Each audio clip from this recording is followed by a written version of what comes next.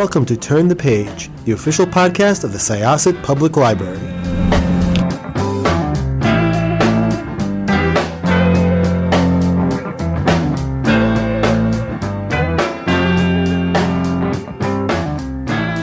Hello everyone, welcome back to Turn the Page.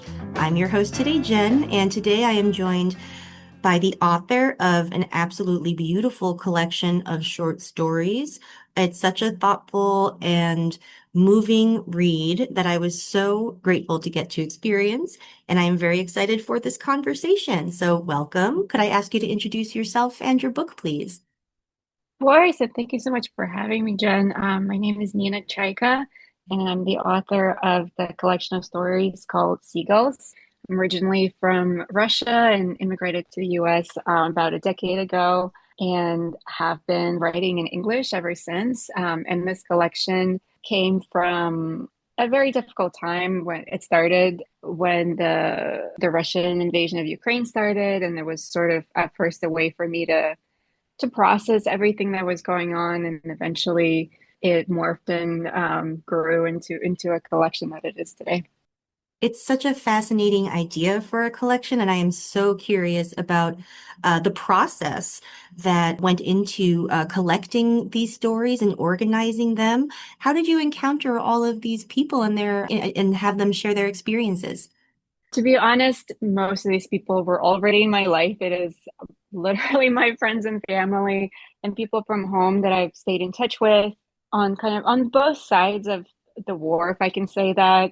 I have a lot of family both in Russia and Ukraine, and even the family in Russia, they were all escaping from the regime. They were all very strongly against the war and very strongly against the government for a long time. And I felt that, living in America, it was a little challenging to share with my American friends what it was like for the real people, because some of these things are so abstract, just thinking of what the war is like, or sanctions, or, everything that happens in politics from this side of the ocean, I feel can be a little bit abstract. So I think the book was my way of making those stories concrete and just sharing how those things affect real people. That's so interesting. Yeah, I think that maybe especially here, people tend to think about, the Ukrainian people or the Russian people as a monolith rather than as persons. And what's really interesting is that these stories, I think, make them tangible, as you say. It takes them out of the abstract and into the real life. And it also displays the range of those experiences, which also kind of like disrupts the monolith, you know?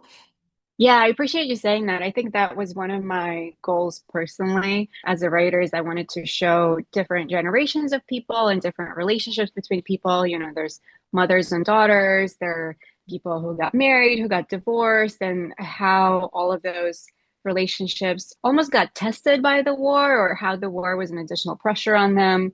And also, like you mentioned, just showing that there's so many different ethnicities and religions, and people have such different backgrounds. I myself come from a mixed Muslim family, and so many of my friends are.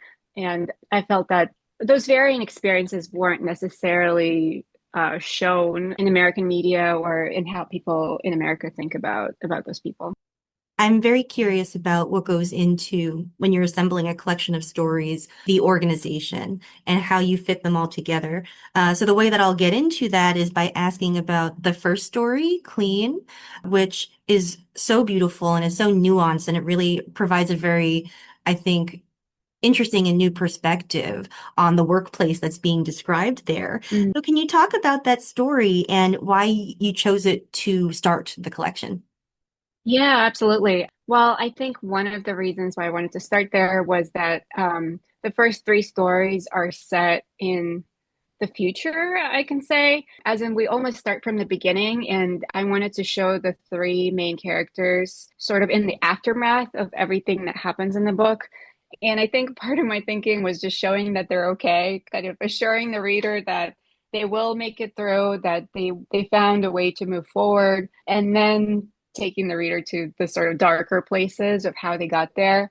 I think another reason with starting with the first story specifically, which takes place at a club where the woman's working as a dancer, was that I wanted to start on the exact same day as the book ends, and we see that exact same day from another person's perspective at the end, from the perspective of an American man. And I wanted to show kind of the different things that the two people were seeing in the same situation, how they were experiencing it.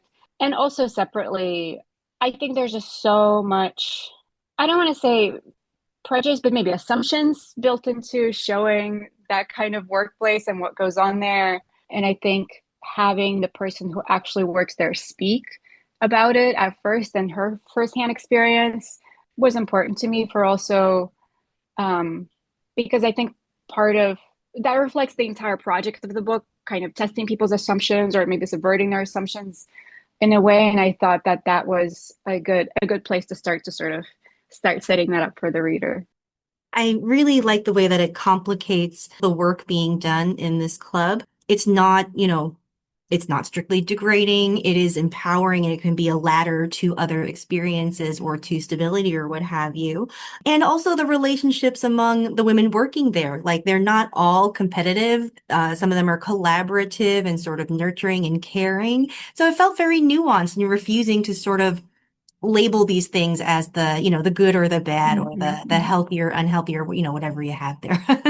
Yeah, exactly. And I think it was interesting to me to sort of trace the relationships between both, the Eastern European women that work at the club, but also the American women, and kind of seeing how all of those people have different perspectives on the conflict and how those people arrive at the club and sort of the circumstances that are tangled up in it. All of the stories, I believe, are told in the first person. Is that correct? I really like that because you get to sort of hop into the experiences of all these different people. I imagine that there must have been a big role played by a kind of imaginative empathy. Like if you already knew a lot of these people, not that imaginative, but you had to imagine, put yourself into a lot of other people's shoes quite literally in order to produce those stories. What was that like? Absolutely, yeah. And honestly, I think that was one of the hardest parts that now looking back at it, I think I was a little maybe naive as a writer just starting out writing my first book because it is very difficult to write, close to 20 different voices, firsthand voices. And I think one thing that was helpful throughout that process was reading Secondhand Time by Svetlana Alexievich, which is a collection of stories of people, how they experienced the beginning of the Second World War. And those fragments or stories, I would hesitate to even call them short stories because, in a way, they're more like witness testimonies or kind of fragments because there's not really a clean way for them to begin or to end. And I think that was a big inspiration for me because it's hard to write about events that are both so difficult and also still ongoing.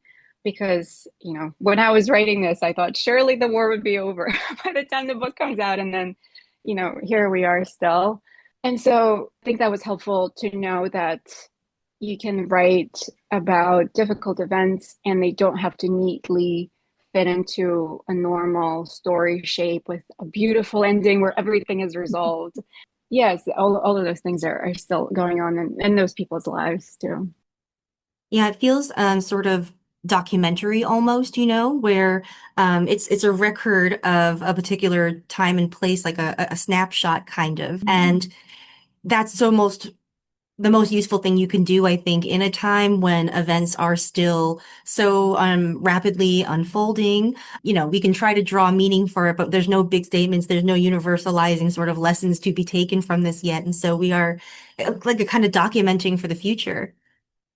Exactly. Yeah. And there's even one story in the book that takes place in the future. And I think that was my way of trying to imagine what that would even be like, or to imagine the end of the war through someone's eyes. And I have to say, it was both difficult and, I don't know, very generative as a writer to try to imagine the future and kind of how those people would be impacted by the end of the war.